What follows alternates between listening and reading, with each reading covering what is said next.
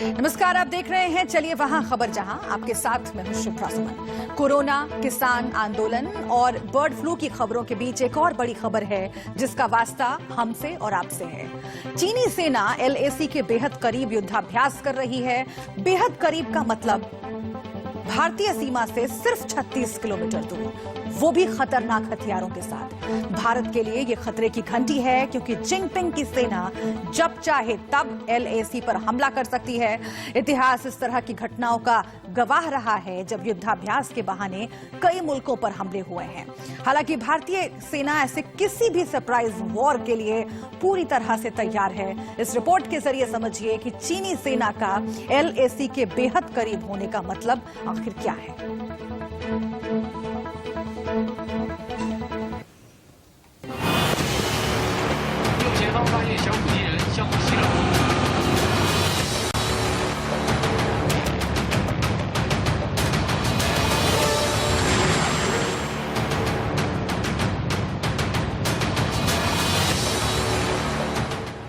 भारत के लिए खतरे की घंटी।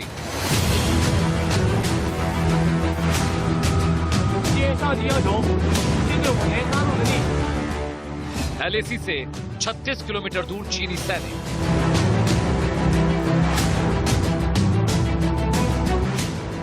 युद्धाभ्यास के नाम पर माइंड गेम। सीमा के पास तैनात खतरनाक हथियार। ये तस्वीरें LAC के बेहद करीब चीनी सैनिकों के युद्धाभ्यास की है और ये युद्धाभ्यास भारतीय सीमा से महज 36 किलोमीटर की दूरी पर हो रहा है, यानी खतरा बेहद करीब। सबसे बड़ी बात यह है कि चीनी सैनिक इस वॉर प्रैक्टिस के बहाने कभी भी किसी भी वक्त भारतीय सेना पर हमला बोल सकते हैं। लद्दाख में जारी तनाव के बीच चीनी सेना देपसांग एरिया में महाविनाशक हथियारों के साथ युद्धाभ्यास करने में जुटी। दावा किया जा रहा है कि चीनी सेना के युद्धाभ्यास की जगह भारत की सबसे ऊंची हवाई पट्टी दौलत बेग ओल्डी से मात्र 36 किलोमीटर की दूरी पर। दौलत बेग ओल्डी LAC पर भारतीय सेना के लिए एक्सेस का एकमात्र जरिया। इस युद्ध अभ्यास के द्वारा भारतीय सेनाओं का मनोबल को प्रभावित करना चाहता है।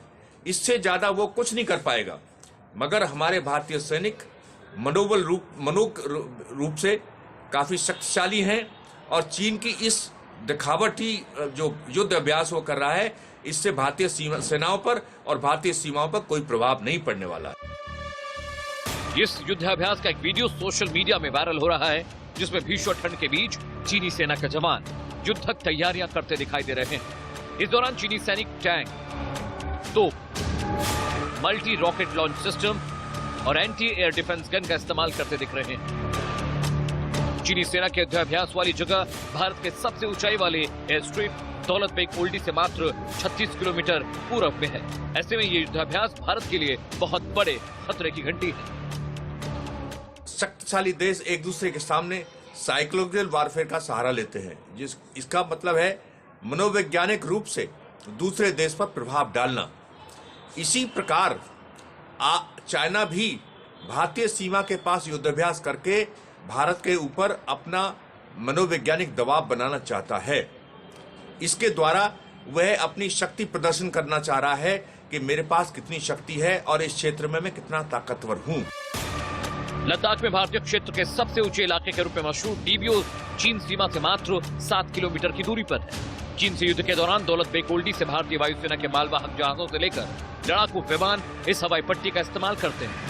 1962 के भारत चीन युद्ध के दौरान बनाई गई दौलत बेग ओल्डी की हवाई पट्टी को एयरफोर्स ने इन दिनों एक्टिव मोड में रखा हुआ है। यहाँ से हर रोज एयरफोर्स के कई हेलीकॉप्टर और जहाज टेक ऑफ और लैंड कर रहे हैं। Amit Singh, India news, Delhi. तो देखिए, यू टर्न लेना और माइंड गेम्स खेलना चीन की फितरत रही है शुरुआत से ही, और इसे ही हम समझने की कोशिश करेंगे क्योंकि पिछले साल से ही LAC पर तनाव है भारत और चीन के बीच। लेकिन भारतीय सेना हर स्थिति से तैयार है और वार्षिक प्रेस कॉन्फ्रेंस में भी आर्मी चीफ ने इस बात को फिर से एक बार जता दिया है। शिवदान सिंह हमारे साथ जुड़े हुए हैं, सुरक्षा मामलों के जानकार हैं। रिटायर्ड कर्नल शिवदान सिंह, आपका बहुत बहुत स्वागत है। और सबसे पहले सर, मैं आपसे यही जानना चाहूंगी कि क्या ये चीन की हमेशा से फितरत रही है, और कैसे आप याद करते हैं पहले के दिनों को, क्योंकि हम देख रहे हैं कि हांगकांग के अखबार में खबर छपती है और कहा जाता है कि 10,000 सैनिक करीब चीन के LAC से पीछे हट गए हैं, और बाकायदा इसमें लिखा जाता है कि ट्रकों पर सवार होकर के वो पीछे हटे हैं ताकि भारतीय सेना, भारतीय पक्ष जो है उसे देख सके। और उसके बाद ये खबर आती है कि चीन युद्धाभ्यास कर रहा है LAC के पास। तो क्या ये माइंड गेम्स चीन की स्ट्रेटजी रही है, और अब भारत कितना तैयार? चीन एक तरह का साइकोलॉजिकल युद्ध भारत के साथ हमेशा से करता आया है। आपको याद होगा 86 में अरुणाचल में इंट्रूजन किया था, उन्होंने हेलीपैड बनाने की कोशिश की थी जोटुंग वैली में, और इस तरह से ये बार बार भारतीय सेना को धोखे में देख करके और अपना चाल खेलना चाहता है। अभी ये जो किया है, इसने 10,000 सैनिकों को दिखाने की कोशिश की है। उसके बाद ये कोशिश इसने सोचा है कि भारतीय सेना भी उसी हिसाब से अपने सैनिकों को विड्रॉ कर लेगी, और साथ साथ युद्ध अभ्यास दिखा करके वो दिखाना चाहता है कि मैं कितना शक्तिशाली हूं यहां पर। तो एक तरह का ये साइकोलॉजिकल युद्ध कर रहा है और हमें भुलेखे में डालना चाहता है, मगर हमारी भारतीय सेना इस वक्त पूरी तरह से मजबूत खड़ी हुई है और इनको हर तरह का जवाब देने में सक्षम है। जी, अभी आर्मी चीफ MM नरवणे ने जो प्रेस कॉन्फ्रेंस की, उसमें उन्होंने साफ तौर से कहा कि पूर्वी लद्दाख ही न सिर्फ बल्कि जो उत्तरी बॉर्डर है वहां पर भी हम हाई अलर्ट मोड पर हैं। क्या इस तरह की जो हरकतें हैं चीन की, शिवदान साहब, उसके मद्देनजर भी हमारी सेना लगातार तैयार है, और जिस तरीके से तैयारियों को आगे बढ़ाया जा रहा है, कभी भी किसी भी तरह की स्थिति आ सकती है? क्योंकि पिछले दिनों मुझे याद है कि शी जिनपिंग की ओर से अपनी सेना को कहा गया था कि तैयार रहो, कभी भी ऐसी स्थिति आ सकती है। तो अब भारत तैयारियों में कहां पर है और कितनी आगे बढ़ी है? जून के बाद से, जी, जब से गलवान घाटी का जो घटना हुई है, जी, उसके बाद से हमने अपनी सेना को पूरी तरह अलर्ट कर दिया है। आपको याद होगा कि हमने उसके बाद में टैंक्स भी वहां पर पहुंचा दिए हैं, जो उस हाइट पर टैंक इम्पॉसिबल है पहुंचने, मगर हमने वहां पर टैंक फोर्सेस पहुंचा दी है। आर्टिलरी के लेटेस्ट गन वहां पहुंच चुकी हैं, हमारे फाइटर एयरक्राफ्ट डिप्लॉय हो चुके हैं, और हमारी जो दोनों रोडें जो हिमाचल प्रदेश से भी आती है और लेह से भी जाती है दौलत बेग गोल्डी के लिए, दोनों इस वक्त फंक्शनल कंडीशन में हैं। इसलिए कोई भी इमरजेंसी में हम फौरन चाइना की उसको जवाब देने में सक्षम है। इसलिए चाइना इस वक्त घबरा गया है और वो अपनी तरह की नई नई टेक्निक लगा रहा है। तो इसलिए हमें घबराने की जरूरत नहीं है, हम पूरी तरह तैयार हैं। हमारे सैनिकों ने वहां की चारों तरफ की जो ऊंची ऊंची पहाड़ियां हैं उन पर कब्जा कर लिया है, इसलिए चाइना अभी हमें धोखा दे नहीं सकता है। ठीक है, आप बने रहिएगा हमारे साथ शिवदान साहब, हम आपसे आगे भी बात करेंगे, लेकिन बहुत महत्वपूर्ण है ये समझना, क्योंकि आप याद कीजिए जो वार्षिक प्रेस कॉन्फ्रेंस हुई उसमें भी MM नरवणे, हमारे आर्मी चीफ, ने यह कहा कि चीन और पाकिस्तान मिलकर के बड़ा खतरा पैदा कर सकते हैं और भारतीय सेना हर स्थिति के लिए तैयार है। और इसीलिए LAC के बाद अब रुख करते हैं LOC यानी लाइन ऑफ कंट्रोल का। बॉर्डर सिक्योरिटी फोर्स ने एक बार फिर से पाकिस्तानी आतंकियों की एक बड़ी साजिश को नाकाम कर दिया है। जम्मू के सांबा सेक्टर में एक सुरंग मिली है जिसे पाकिस्तानी आतंकवादियों ने भारतीय सीमा में दाखिल होने के लिए बनाया था। ये सुरंग कठुआ जिले के हीरानगर सेक्टर में मिली है, जिसकी लंबाई करीब 100 मीटर बताई जा रही है। इंडिया न्यूज के वरिष्ठ सहयोगी अजय जांड्याल की जम्मू से ये स्पेशल रिपोर्ट आप देखिए।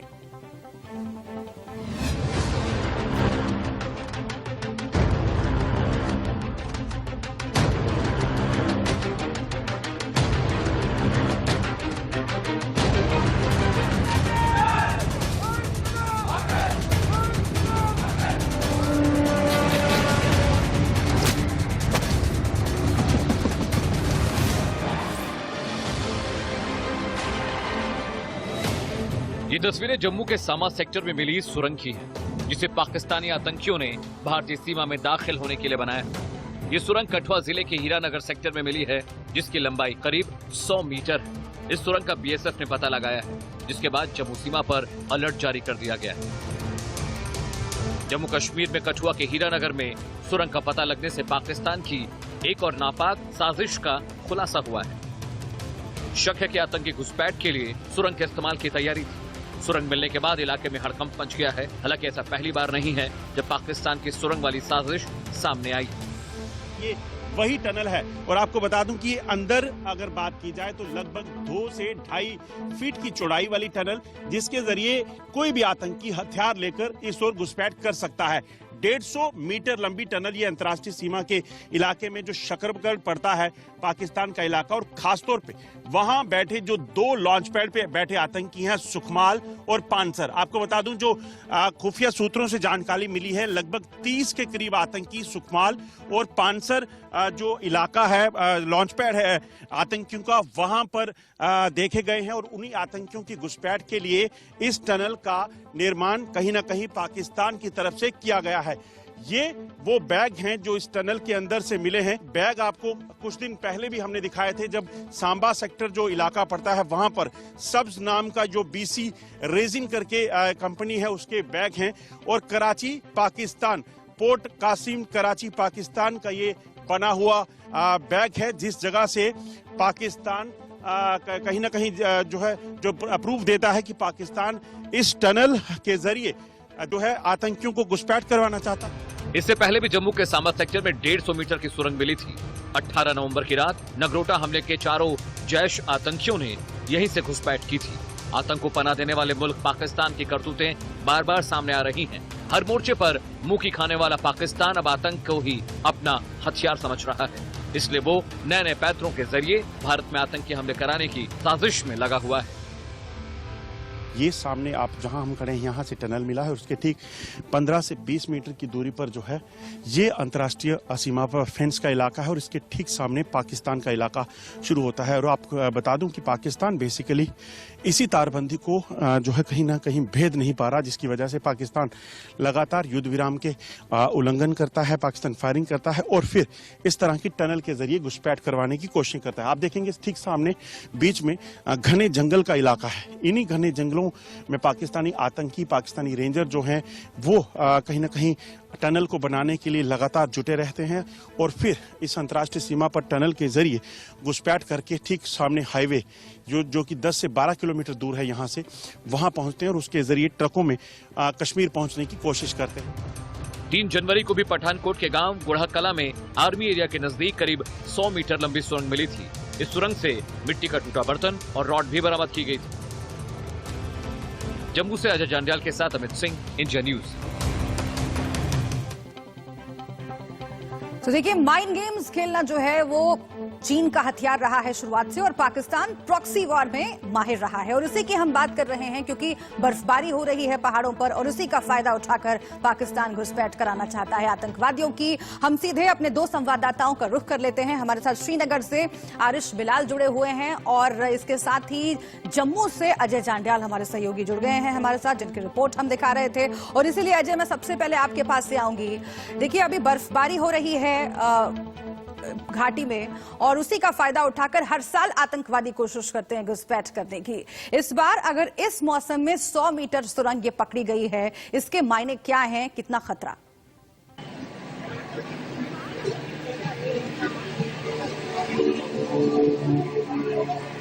देखिए, खतरा बहुत बड़ा है, इसे समझने की जरूरत है और सुरक्षा एजेंसियां इसे समझ भी रहे हैं। मैं किसी एक सीनियर अफसर से बात कर रहा था तो उन्होंने कहा कि आप सोचिए कि एक साल में 227 आतंकी मारे जाते हैं, और जब 227 मरना शुरू हुए थे तब आतंकी जो मौजूदगी थी उनका आंकड़ा 200 से 250 था। 227 मारे जाते हैं, उसके बावजूद भी इतने ही आतंकी सक्रिय हैं। वो कैसे हो जाता है? वो कहीं ना कहीं इसी तरह की टनल्स और इसी तरह की LOC के इलाके जहां पर बर्फबारी में भी आतंकी निकलते हैं, ये वहीं से मुमकिन हो पाता है। और आज हम जब IG BSF से बात की तो उन्होंने बताया कि 150 मीटर लंबी जो टनल मिली है ये नई नहीं पुरानी लग रही है। इसका मतलब ये है कि आतंकी इसका इस्तेमाल कर रहे होंगे, पहले भी किया होगा और कर भी रहे होंगे। इसलिए कहीं ना कहीं ये साफ दर्शाता है कि इसी तरह की टनल जो है अंतर्राष्ट्रीय सीमा पर आतंकी बनाते हैं, जिसके जरिए घुसपैठ होती है और उसके बाद आतंकी अंदर आकर जम्मू कश्मीर में लगातार सक्रिय रहते हैं। LOC पे खासतौर पे आपको बताऊं, इन दिनों क्योंकि बर्फबारी है, ऐसे में वहां से घुसपैठ हो नहीं सकती, तो उनके पास डाउन जो इलाका पड़ता है जम्मू का अंतर्राष्ट्रीय सीमा का इलाका, वहीं से घुसपैठ मुमकिन होती है। और इन घुसपैठ में क्योंकि तारबंदी है, बॉर्डर पर BSF के जवान हैं, वहां से घुसपैठ हो नहीं सकती, तो एक सेफ रूट जो है वो कहीं ना कहीं टनल के जरिए रहता है। आप पिछले 6 महीने में 3 टनल्स मिली हैं, ये साफ दर्शाता है कि कहीं ना कहीं ये जो टनल का उनका फार्मूला है वो उन्हें कामयाब लग रहा है। इसी के जरिए आतंकी भी आता है, इसी के जरिए हथियार भी यहां पहुंच सकते हैं। इसीलिए इस तरह की कोशिशें पाकिस्तान की तरफ से तेज हो रही हैं और खासतौर पर 26 जनवरी से पहले इस तरह की टनल मिलने का मतलब साफ है कि कहीं ना कहीं आतंकी इसका इस्तेमाल कर रहे होंगे और आने वाले दिनों में कर भी सकते थे, क्योंकि आशंका ये है कि 26 जनवरी से पहले पुलवामा जैसे एक बड़े हमले की साजिश पाकिस्तान रच रहा था, क्योंकि डीडीसी चुनाव में आतंकी कुछ कर नहीं पाए, इसलिए पाकिस्तान के मंसूबे बहुत बड़ा खुलासा आप कर रहे हैं। और बहुत बड़ी बात है ये कि 26 जनवरी से पहले किसी नापाक साजिश को अंजाम देने की कोशिशों में आतंकवादी थे। लेकिन देखिए, तीसरी टनल लगातार ये पकड़ी गई है और हमारे सुरक्षा बल के जवान लगातार मुस्तैद हैं। ऐसी कोशिशें प्रॉक्सी वार की पहले भी पाकिस्तान करता रहा है, हमेशा पाकिस्तान ने मुंह की खाई है। और जब तुलना चीन और पाकिस्तान की जाती है तो आप खतरे की इंटेंसिटी को समझिए। चीन से लड़ने के लिए बाकायदा तैयारी की जरूरत है, लेकिन पाकिस्तान एक ऐसा मुल्क है जो गीदड़ भभकी में और ख्वाब देखने में विश्वास करता है। हम सीधे आरिश बिलाल का रुख कर लेते हैं। हमारे संवाददाता श्रीनगर से हमारे साथ जुड़े हुए हैं। आरिश, पहले भी हमने देखा है पाकिस्तान कोशिशें करता रहा है, लेकिन अनुच्छेद 370 हटने के बाद से पाकिस्तान बौखलाया हुआ है। अभी हाल ही में इमरान खान का जो बयान आया अनुच्छेद 370 पर, ऐसा लग रहा है कि पाकिस्तान को यह समझ में नहीं आ रहा है कि आखिर भारत का मुकाबला कैसे किया जाए, या फिर भारत के लिए कैसे मुसीबत खड़ी की जाए, क्योंकि यहाँ पर इलेक्शंस भी हो गए बाकायदा, उसके रिजल्ट्स भी आ गए और सब कुछ ठीक तरीके से हो गया। जो घाटी में नागरिक हैं उन्होंने बढ़ चढ़ के उसमें हिस्सा लिया, ये भी एक बौखलाहट की कारण है। अब जो हो रहा है सुरंगों के मार्फत जो करने की कोशिश की जा रही है, कितनी सक्रियता श्रीनगर और पूरे इलाके में सेना की आप देख रहे हैं?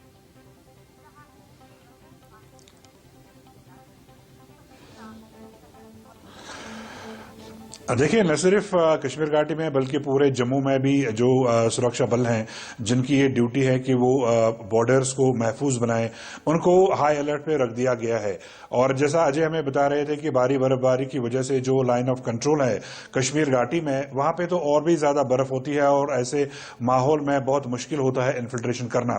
तो इस ऐसे माहौल में जो सुरंगें बनाई गई हैं हीरानगर या कठुआ सेक्टर में, तो वो एक सेफ पैसेज होता है आतंकियों को इस पार घुसपैठ करने के लिए। और यही वजह है कि लगातार जो जम्मू सेक्टर है वहां से कोशिशें की जा रही है इन्फिल्ट्रेशन की।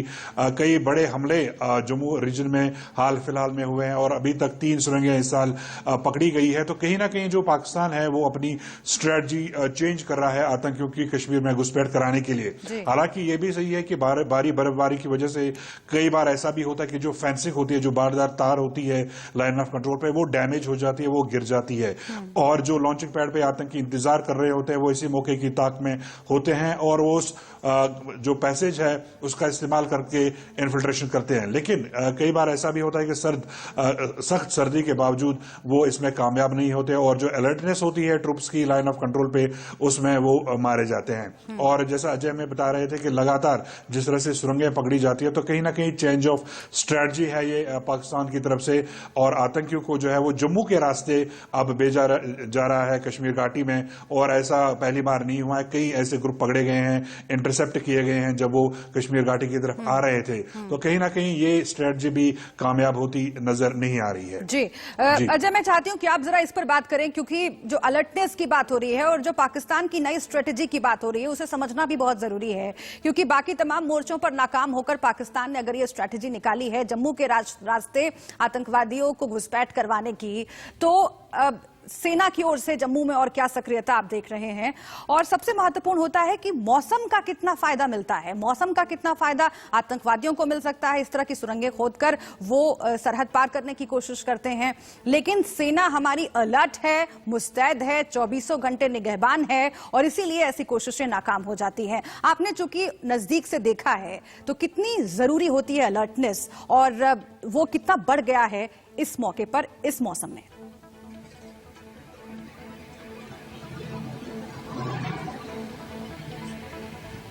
देखिए, बिल्कुल जम्मू कश्मीर की अगर बात करी जाए तो जम्मू कश्मीर लगातार पिछले कई सालों से आतंकवाद को देख रहा है और इसीलिए सुरक्षा बलों के पास जो जम्मू कश्मीर में जो तैनात हैं, चाहे वो सीआरपी है आर्मी है, BSF है या जम्मू कश्मीर पुलिस है, एक अलग तरह का अनुभव, एक्सपीरियंस है जिसका इस्तेमाल वो करते हैं। अगर आप देखें, आज की बात करें, मौजूदा दौर की बात करें, मौजूदा समय की बात करें, तो घना कोहरा इन दिनों जो है सड़कों पर रहता है, कुछ ही मीटर पर विजिबिलिटी जीरो हो जाती है और ये सबसे अहम मौका रहता है आतंकियों की घुसपैठ के लिए अंतर्राष्ट्रीय सीमा में। खासतौर पर ये सुरंगें इन दिनों कैसे काम आती हैं, क्योंकि वो जो इलाका है डाउन का, जो ग्राउंड लेवल की उस इलाके की बात करें तो वहां पर घना कोहरा रात को होता है। अगर सोचिए आतंकियों के पास सुरंग है, उनको पता है ये बनाई हुई है, उसके जरिए वो घुसपैठ करके अंदर आते हैं और उसी के साथ जो है घुसपैठ करके वहां से उसी घने कोहरे का फायदा उठाकर अपने जो उनके यहाँ OGW रहते हैं, ओवरग्राउंड वर्कर हैं, उनकी मदद से वो पीछे, यानी कि जिस तरह से ट्रक की बात कर रहे हैं हम कि ट्रकों के जरिए या गाड़ियों के जरिए वो कश्मीर पहुंचते हैं। हालांकि लगातार नाकेबंदी की जाती है, इस तरह के कई मामले पकड़े गए हैं, कई बार आतंकियों को मार गिराया गया है। 2 महीने पहले भी हमने देखा नवंबर में किस तरीके से आतंकी टनल से घुसपैठ करके अंदर आए और उसके बाद उन्हें बन टोल प्लाजा पर मार गिराया गया। इस तरह की जो सुरंग के जरिए घुसपैठ की कोशिशें हैं पाकिस्तान की, उसे नकारा जा चुका है, उसे नाकाम किया जा चुका है। फिर से एक बार सेना वही कर रही है। आप लोग बने रहिए हमारे साथ। इस बीच आप स्क्रीन पर देख सकते हैं शिवदान सिंह जी हमारे साथ जुड़ गए हैं, रिटायर्ड कर्नल, रक्षा मामलों के जानकार। शिवदान सिंह जी, मैं आपसे फिर से एक बार समझना चाहूंगी और इस बार मैं आपसे मुखातिब हूं पाकिस्तान के मसले पर, लेकिन दोनों मसले चीन और पाकिस्तान से जो खतरे हैं वो एक दूसरे से जुदा नहीं है और उसकी बात खुद आर्मी चीफ कर रहे थे अभी कुछ घंटों पहले, और उन्होंने साफ तौर से कहा कि अगर चीन और पाकिस्तान को जोड़कर देखें तो ये खतरा बड़ा हो सकता है। इस लिहाज से कैसे आप देखते हैं, क्योंकि एक तरफ चीन है, युद्धाभ्यास की खबरें हमने दिखाई LAC पर, और इधर LOC पर लगातार एक के बाद एक सुरंगें डिस्कवर की जा रही हैं और उसे नाकाम किया जा रहा है। देखिए, जब से CPEC का प्रोजेक्ट पाकिस्तान के साथ चाइना ने किया है तो पाकिस्तान एक प्रकार से चीन की एक तरह से एक रूल्ड स्टेट बनने वाला है, एक सॉर्ट ऑफ एक कॉलोनी बनने वाला है पाकिस्तान चीन की। तो पाकिस्तान ने चीन से मिलकर के पाकिस्तान के इशारों, चीन के इशारों पर ही पाकिस्तान सारी हरकतें कर रहा है। इसलिए यह चिंता का विषय बन जाता है कि यदि कोई आगे भविष्य में हमारा कोई टेंशन होगी तो उसमें यह पाकिस्तान को इशारा करेगा, जिससे LAC के साथ में LOC को भी एक्टिव करने की कोशिश करेगा वो। इसलिए हमारी सेना को 2 फ्रंटों पर लड़ाई लड़ने की पोजीशन हो सकती है, तो इसलिए ये हमारे लिए थोड़ा सा खतरा पैदा कर रहा है। ठीक है, खतरा पैदा कर रहा है, लेकिन जैसा कि आर्मी चीफ ने कहा है कि किसी भी परिस्थिति के लिए भारतीय सेना पहले भी तैयार थी, आज भी तैयार है। शांतिपूर्ण समाधान की उम्मीद हम जरूर करते हैं, लेकिन किसी भी विषम परिस्थिति के लिए हम तैयार हैं। आकस्मिक चुनौती का सामना, इस शब्द का इस्तेमाल किया गया है, आकस्मिक चुनौती का सामना करने के लिए भारतीय सेना तैयार है और उसका उदाहरण आप देख रहे हैं जम्मू कश्मीर में। बहुत शुक्रिया शिवदान साहब आपका, बहुत शुक्रिया आरिश बिलाल आपका भी, और अजय आपका भी बहुत शुक्रिया। आपकी रिपोर्ट हमने दिखाई और जो चुनौती जिसका सामना लगातार भारतीय सेना कर रही है वो भी हमारे सामने है और किस तरीके से डटी हुई है भारतीय सेना ये भी हमने आपको दिखाया।